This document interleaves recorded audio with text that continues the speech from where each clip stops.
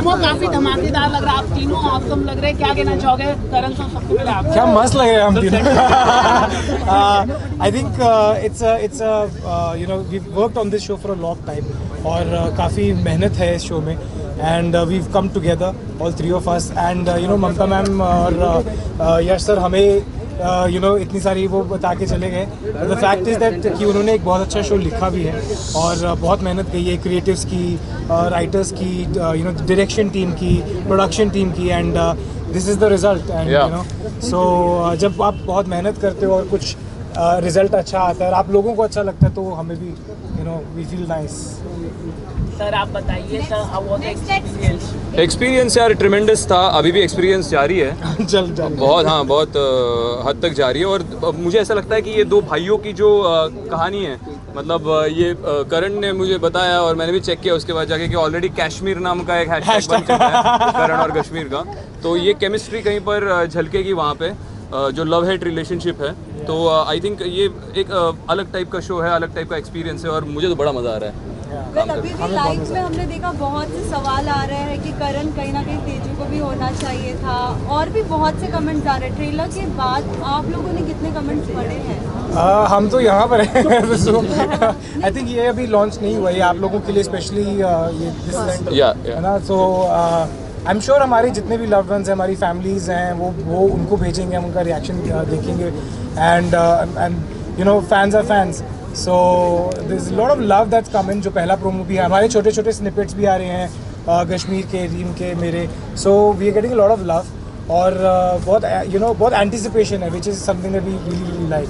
कश्मीर भाई एंड प्रेम एंड करण भाई मेरा आप तीनों से सवाल है, क्या कहना चाहेंगे? She already started. अप्रोच किया गया था शो के लिए, what was your reaction? Because ये एपिसोड ही है, यू नो, तो जल्दी ये रैप अप हो जाएगा, so what was your reaction? Well, honestly, one of the main reasons that I signed a show immediately after ending one show is because it's a finite. और जब आप finite करते हैं तो आपको बहुत सारी चीज़ों की एश्योरिटी रहती है, ये कि पहली बात आपकी स्टोरी स्ट्रेच नहीं होगी और उस वजह से जो आप काम कर रहे हैं उसमें क्वालिटी में आपको कॉम्प्रोमाइज़ नहीं करना पड़ेगा, because story cut to cut finalise है पहले से ही, शो बनने से के पहले से ही ऑल्सो। एंड शो ख़त्म होने के बाद आपके पास और अपॉर्चुनिटीज़ रहती है काम करने की, लाइफ में कुछ और करने की। और another thing about the show, क्योंकि it's just 3 days a week, तो उस वजह से I guess I can balance out my personal time as well, so yeah, that's a plus point. Kashmir and Karan, what do you say on that? Same questions. Like क्या था question? first reaction, you know, It's a fine night. जब हाँ तो मैंने तो आपके साथ भी इंटरव्यू किया है, शायद मैंने बहुत लोगों के साथ ये इंटरव्यू किया कि मैं फाइनाइट सीरीज़ ही करूँगा अगर टीवी पे करूँगा तो, क्योंकि मेरे हिसाब से 100 एपिसोड के बाद एक कहानी ख़त्म हो जाती है और उसके बाद फिर उसको सिर्फ एक्सटेंड किया जाता है। Obviously that is a different format, daily soaps, but वो मेरे गणित में नहीं बैठता, मेरा जो करियर का प्लान है उसके गणित में नहीं बैठता और ये शो उस गणित में बैठ रहा था, वैसा है। सो आई एम ग्लैड, मैं इमीडिएटली मैंने हाँ ही बोलना था, और क्या। पैसे अच्छे दे रहे थे। Honest. No, I think what he's saying is right. What she said, it's a finite show.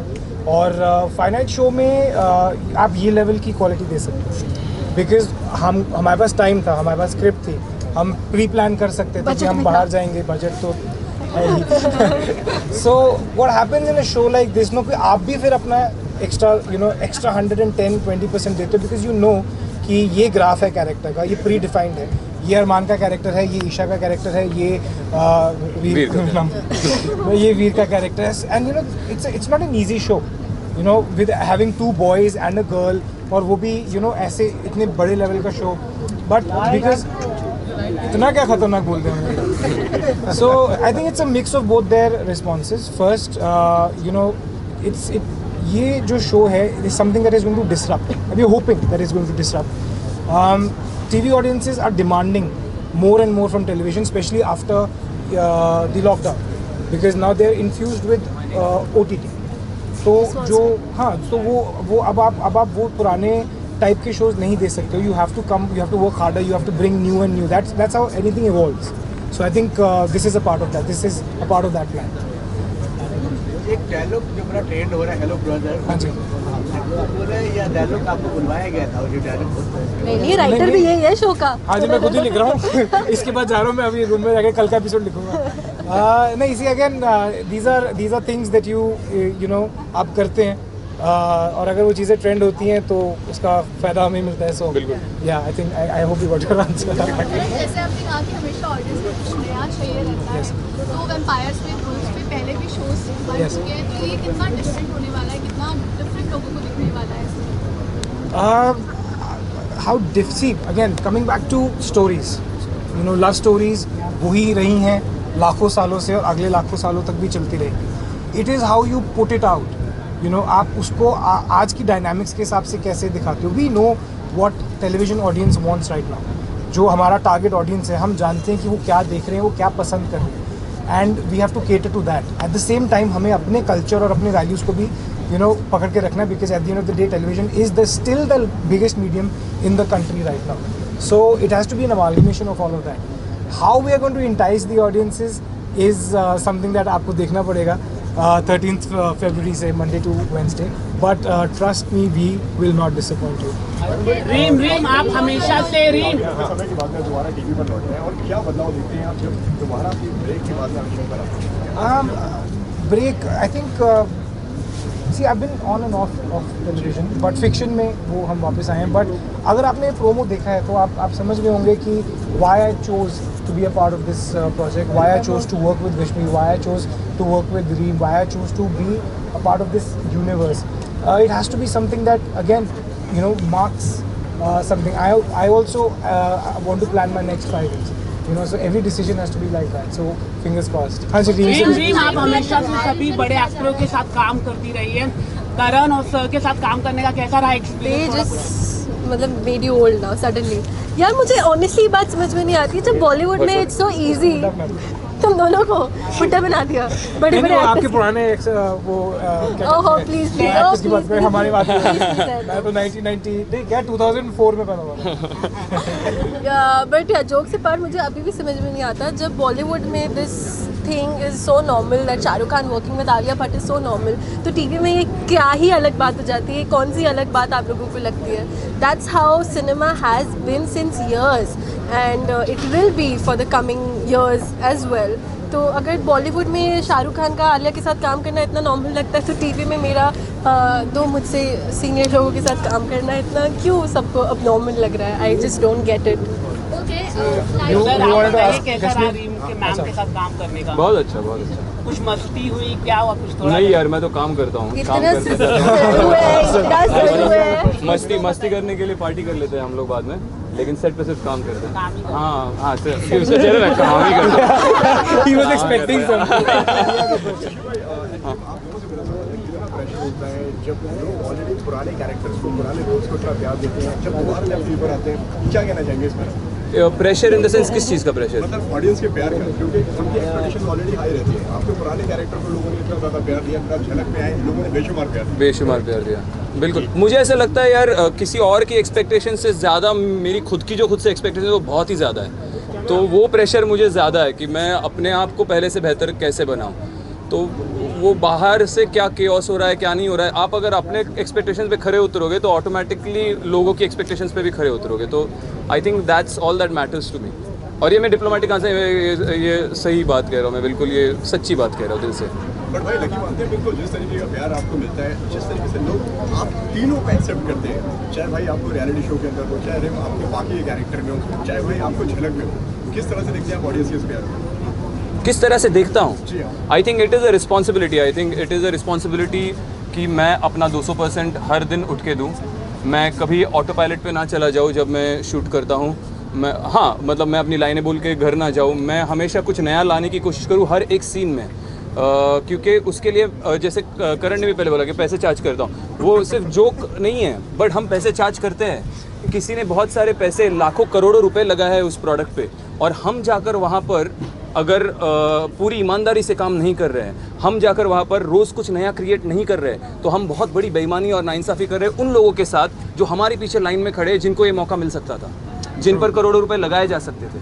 तो मुझे ऐसा लगता है कि that is the only thing which you reciprocate with when you get audiences love.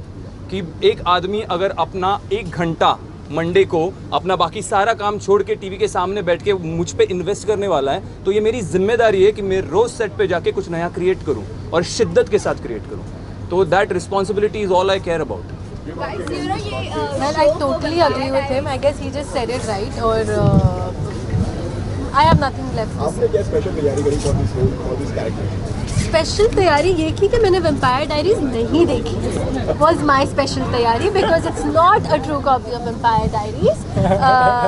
तो मेरी स्पेशल तैयारी यही थी कि मैंने वेम्पायर डायरीज नहीं देखी. बट शो को कहीं ना कहीं कंपेयर किया जा रहा है. So what is your take on that? बस हम सबकी आदत पड़ गई है किसी भी प्रोजेक्ट में या तो साउथ से कंपेयर कर दो या आपको बोलूँ बॉलीवुड. कि दो भाइयों की और एक माँ की कहानी है, तो आपका सीधा सीधा जो है वो रेफरेंस जो है वो दीवार पे चला जाएगा. अगर मैं बोलूँ दो भाइयों और एक माँ की कहानी है, आप करण अर्जुन की तरफ जाएंगे.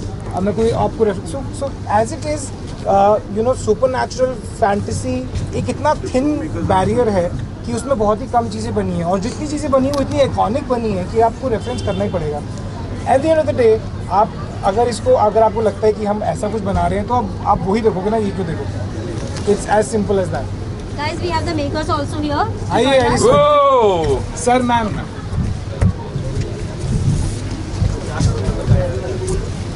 सर, आपसे तो मेरा सबसे पहले ये सवाल है कि इन तीनों को एक साथ लाना कितना मुश्किल आपके लिए रहा? When we thought of it, to be very honest, it was almost an impossible task. लेकिन पहले हमने करण को फ़ोन किया था. करण, I know him for a while. I am very fond of him for many years, and I think it's mutual also. So करण को ममता ने narrate किया. I think Karan in 5 minutes has said yes. Then Kashmir has done a web series with us. So I was thinking कि यार उसके भी नया season आएगा. कश्मीर के पास टाइम होगा नहीं, and Kashmir it's a 2 hero project. So एक थोड़ा फैक्टर था कि करेगा नहीं करेगा. He is very method actor, he has lot of questions. सवाल बहुत पूछता है. और कश्मीर से मिलने से पहले आपको इतना होमवर्क करना पड़ेगा बिकॉज क्या क्या सवाल कर सकता है वो. Okay, so then Kashmir also, when I think Mamta narrated to Kashmir, I think immediately, instantly he loved the character, and I think this was the easiest casting. Yeah, actually. To get, Very and true. I'm so happy. I feel really blessed, and they are both are so wonderful guys to work with. No tantrums, nothing. It's just fun, and the kind of commitment to the work is phenomenal. Actually, all three of them. Easiest to work with. She's the sweetest. Yeah. Thank you so much. Thank you.